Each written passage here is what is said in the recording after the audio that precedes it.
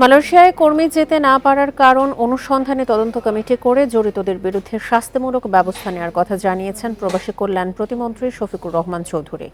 দুপুরে সিলেটের সরকারি আলিয়া মাদ্রাসা পরিদর্শন শেষে সাংবাদিকদের কথা জানান তিনি।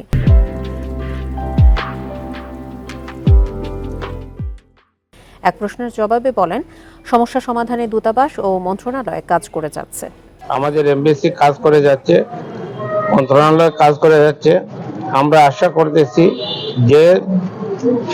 যে বা যারা এই সংকট সৃষ্টি করার পিছনে দায়ী, তদন্ত কমিটি হবে। তদন্ত কমিটির মাধ্যমে যাদের বিরুদ্ধে এই সমস্ত জিনিস উঠে আসবে তাদের বিরুদ্ধেই আমরা ব্যবস্থা গ্রহণ করব।